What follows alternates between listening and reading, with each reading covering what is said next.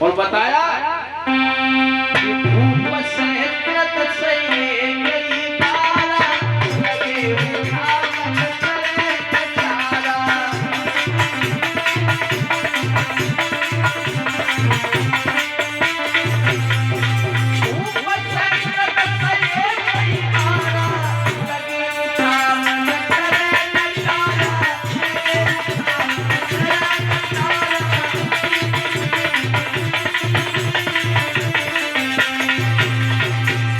ध्यान रखना, भूप सहस्त्र से कई बार लगे उठावन करे नटारा। कितना लंबा तो धनुष, 10,000 राजा उस धनुष से लग गए। अब मान लो 20,000 तो हाथ हो गए, और कितना लंबा चौड़ो वो है। शंका हो जाती है, लेकिन समझने के फर्क है, शंका नहीं है।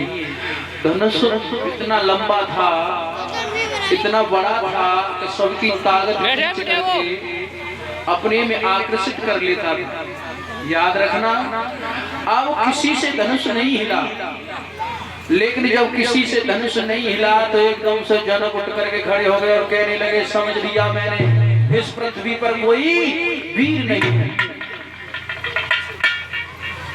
लेकिन ये बात शेषावतारी लक्ष्मण पर सहन नहीं हुई। उठ करके खड़े हो गए और कहने लगे, क्या कह रहे हो जनाब कि पृथ्वी पर कोई वीर नहीं है? कोई उठे इतना महाघात,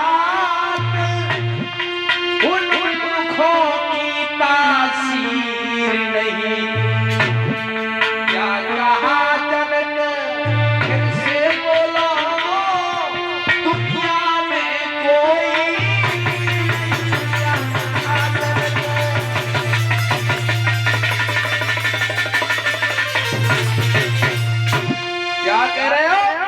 पृथ्वी पर कोई वीर नहीं है। गुरु विश्वामित्र का आदेश मिल जाए तो धनुष तोड़ना तो बहुत छोटी बात है, सारे ब्रह्मांड को गेंद की तरह से उछाल दूंगा। यदि आज्ञा दो गुरु की पाजाओ, हो ब्रह्मांड हिला डाले, और सूरज चांद निकल जाऊं और यमन को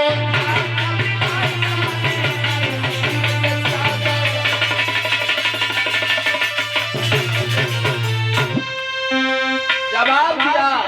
अगर गुरु विश्वामित्र का आदेश मिल जाए, धनुष तोड़ना बहुत छोटी बात है, सारे ब्रह्मांड को गेंद की तरह से उछाल दूंगा। विश्वामित्र समझ गए, लक्ष्मण तुम्हारा काम नहीं है, हट जाओ। विश्वामित्र ने लक्ष्मण को शांत किया और इशारा कर दिया प्रभु श्री राम की तरफ। बच्चों, प्रभु श्री राम की तरफ किया। अब राम उठे हैं, गुरुदेव के चरणों में शीश झुकाया, मन ही मन प्रणाम किया और धनुष के पास पहुंच जाते हैं भगवान श्री राम और हाथ जोड़ करके खड़े हो गए।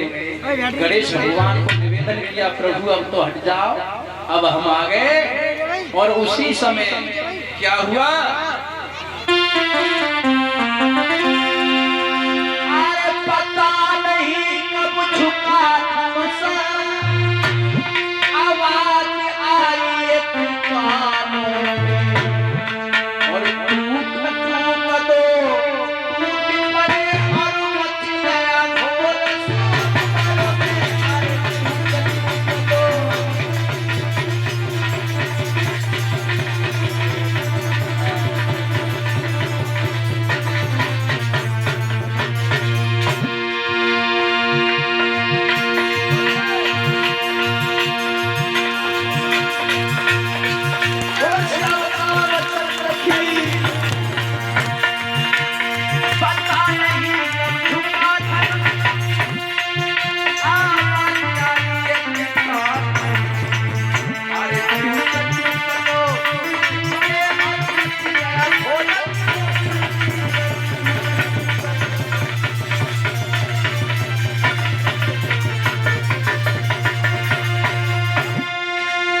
अब तो भगवान श्री राम ने धनुष तोड़ दिया।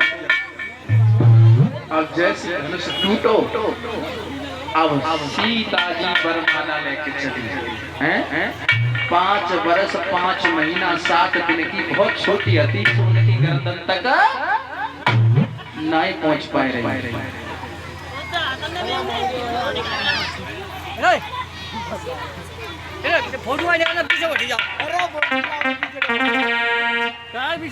अब गर्दन तक नहीं पहुंच पा रही। सखियां कहने लगी महाराज ने गर्दन को नीचे कर लो। राम कुर्सी पे खड़े हो जाए, सीता नीचे। अब उसी समय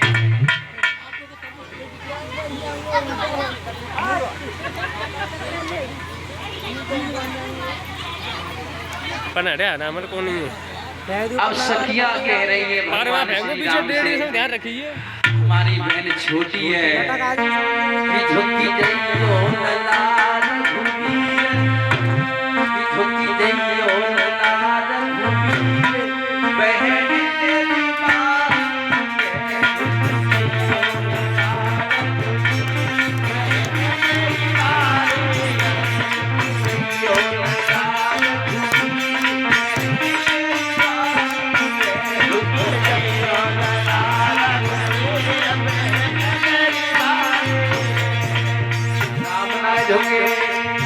सखियां हैरान है, कहने लगी झुक जाओ।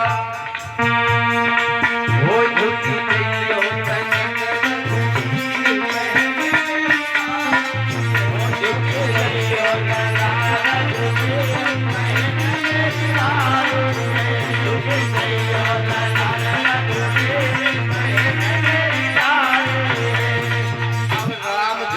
तैयार भय सोई एकदम से लक्ष्मण बाप कर कहने लगे क्या कर रहे हो ये यहाँ ससुराल है और समझ लो नेगू भौजाई के सामने सरेजन के सामने झुक गए, पूरी जिंदगी झुके रहे हो गए ऐसे।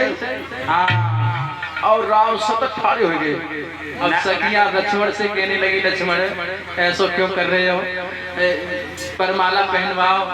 लक्ष्मण कहने लगे राम से ही बोल रही हो, हमसे नहीं बोल रही हैं, हमसे तुमने को बोलो तो भाई तो हम कछु करवाए तुम्हारा। अब सखियां कहने लगी ठीक है तो हमसे तुम बोलिए लेकिन कैसे करके परमाला पहनवाओ।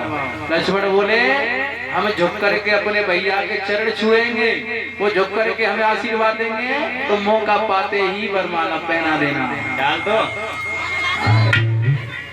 बोल श्याम रामचंद्र की। अब आप भी डाल दो। अब नीचे उतर जाओ, नीचे उतर के डालो, दोनों जने डालो आपस में।